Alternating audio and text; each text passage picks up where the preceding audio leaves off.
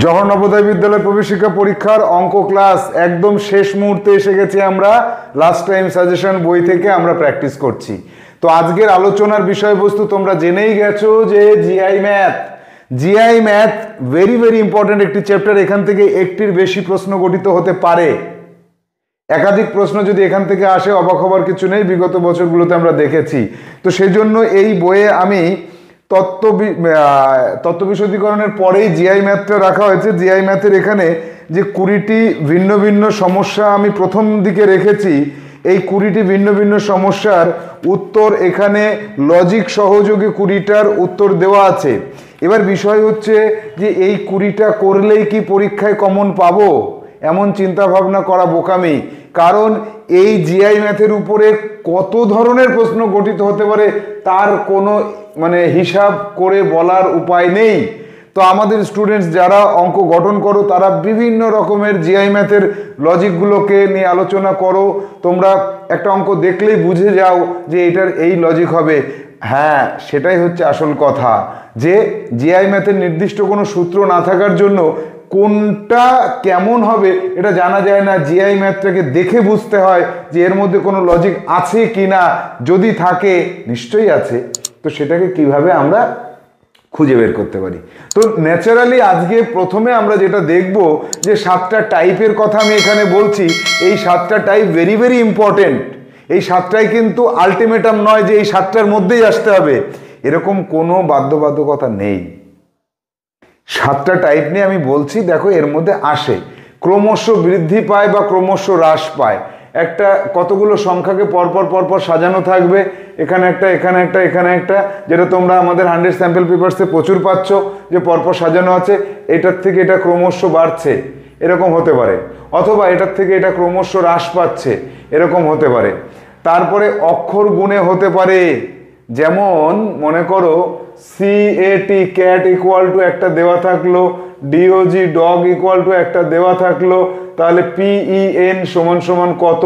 এখানে অক্ষর গুণে বিভিন্ন রকম ভাবে আসতে পারে, যে সির অবস্থান কোথায় সেই সংখ্যা দিয়ে হতে পারে, অথবা সি একটা কনসোনেন্ট মানে এক ধরো, ভাওয়েল মানে দুই ধরো, টি আবার কনসোনেন্ট এক ধরো, অথবা এটা দুই ধরো, এটা এক ধরো, এটা দুই ধরো। এইরকম কিন্তু অক্ষর গুণে জিআই ম্যাথের প্রশ্ন আসতে পারে।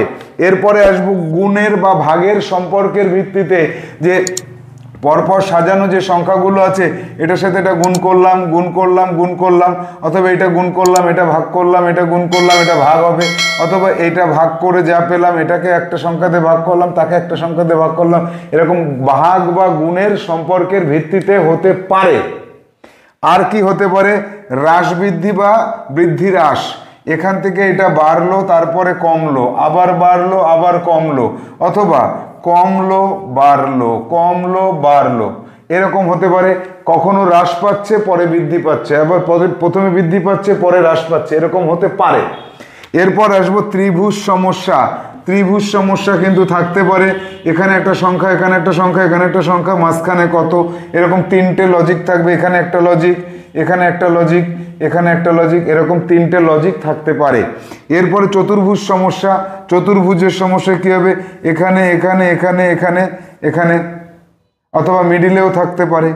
কোনো সংখ্যা দিল, তাদের মধ্যে যোগ বিয়োগ গুণ ভাগ, বা দুটোকে যোগ করে পরের দুটোকে যোগ করে তাদের বিয়োগ করা, এরকম নানান রকমের সম্পর্কের উপর বেস করে কিন্তু প্রশ্ন গঠিত হতে পারে।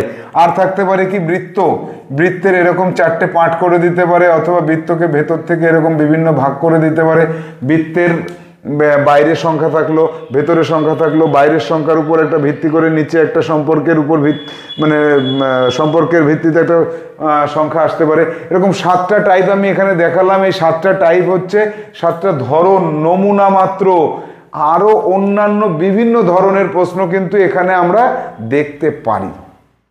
তো এখানে আমরা বলতে পারবো না যে কোনটা পরীক্ষায় আসবেই আসবে, তবে এই যে 7টা ধরন দেখালাম, দেখা গেল এর মধ্যে একটা ধরন তুমি পরীক্ষার হলে পেয়ে যেতে পারো।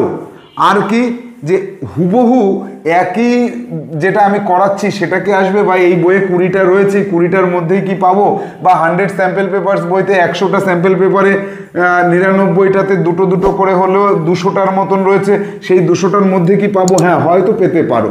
আর কিভাবে তুমি পেতে পারো? তুমি যদি প্রতিদিন 10টা করে জিআই ম্যাথ ভিন্ন ভিন্ন লজিক থেকে তৈরি করো, আর তোমার তৈরি করা লজিকের উপর বেস করে প্রতিদিন 10টা করে যদি হয়, তাহলে 20 দিনে তুমি যদি 200টা লজিক আলাদা তৈরি করতে পারো, তাহলে যে লজিকে আসুক না কেন তুমি পারবে। তাই আমাদের এই যে জিআই ম্যাথের যে 20টি সমস্যা এখানে দেওয়া আছে, উত্তর এবং তার লজিকও দেওয়া আছে, সেক্ষেত্রে তুমি কি করবে? দেখো এখানে দেওয়া আছে, এক্ষেত্রে তুমি কি করবে? যেমন 1 দাগের যে প্রশ্নটা রয়েছে, 1 দাগের প্রশ্নে কি আছে? 0 1 1 2 3 5। 1 দাগে যেটা রয়েছে, 0-র পরে 1 আছে, তারপরে 1 আছে, তারপরে 2 আছে, তারপরে 3 আছে, তারপরে 5 আছে, তারপরেটা কত?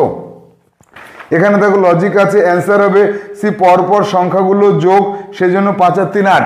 দেখো এখানে পরপর সংখ্যাগুলোকে যোগ করা হচ্ছে, পরপর পরপর বাড়ছে তাই নয়, এই প্রথম দুটোকে যোগ করে পরেরটা পাবো, তারপরে এই দুটোকে যোগ করে পরেরটা পাবো, তারপরে এই দুটোকে যোগ করে পরেরটা পাবো, তারপরে এই দুটোকে যোগ করে পরেরটা পাবো, তারপরে এই দুটোকে যোগ করে পরেরটা পাবো। অর্থাৎ এই প্রথম দুটোকে যোগ করে যা পাবো সেটা তার পরেরটা হবে। তাহলে এখানে 3 আর 5 যোগ করলে 8 হবে। এবার তুমি কি করবে? জিআই ম্যাথের ক্ষেত্রে ইম্পর্টেন্ট পার্ট এটা, তোমাকে HW করতে হবে, technical HW, very very important. এখানে যে 20টা জিআই ম্যাথ দিয়েছি আমি, এই 20টার সমাধান করবে, উত্তর দেখবে, লজিক বুঝবে, লজিক বোঝার পরে তোমাকে নিজে প্রত্যেকটা এইটার লজিকের উপর আরেকটা গঠন করতে হবে। যেমন ধরো 5, তার থেকে 2 বিয়োগ করলে 3, তার থেকে 3 বিয়োগ করলে 2 হয়, 3-এর থেকে 2 বিয়োগ করলে 1 হয়, 2-এর থেকে 1 বিয়োগ করলে 1 হয়, 1-এর থেকে 1 বিয়োগ করলে কত হয়? উল্টো করলাম। আগেরটা কি করেছিলাম? এই দুটোকে যোগ করে পরেরটা, এই দুটোকে যোগ করে পরেরটা, এই দুটোকে যোগ করে পরেরটা। তুমি এরকম আরেকটা বানাও, তারপরে নিজের মন থেকে এরকম বানাও যে এই দুটোকে বিয়োগ করে এইটা, এই দুটোকে বিয়োগ করে এইটা, এই দুটোকে বিয়োগ করে এইটা, এই দুটোকে বিয়োগ করে এইটা, কত হবে? 0 হবে। তাহলে জিআই ম্যাথের উপরে যদি তুমি 2টো বা 3টে প্রশ্ন আসে, আর সেই 3টে যদি তোমার কারেক্ট হতে হয়, তাহলে খুব সাবধান। জিআই ম্যাথ নিয়ে প্রচুর পরিমাণে তুমি প্র্যাকটিস করো। এখানে 20টার উপর বেস করে তুমি 20টা নিজে তো গঠন করবেই, এছাড়া প্রতিদিন এই 20টার উপর বেস করে তুমি 2টো 3টে 4টে 5টা আলাদা আলাদা জিআই ম্যাথ তৈরি করবে। তাহলে পরীক্ষার হলে তোমার কাছে অজানা থাকবে না।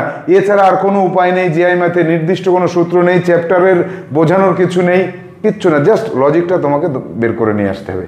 তাহলে আমি আশা করব যে আমার স্টুডেন্ট হয়ে বা শাহ ইনস্টিটিউট স্টুডেন্ট হয়ে তুমি জওহর নবোদয় বিদ্যালয় প্রবেশিকা পরীক্ষার যে হল, সেখানে ফাইনাল পরীক্ষার হল, সেখানে গিয়ে 30টা মক টেস্ট শেষ করে যাচ্ছ, 100 স্যাম্পল পেপার শেষ করে যাচ্ছ, এবং এই যে এবছর বিশেষভাবে তৈরি যে বই সেটা শেষ করে তুমি যাচ্ছ।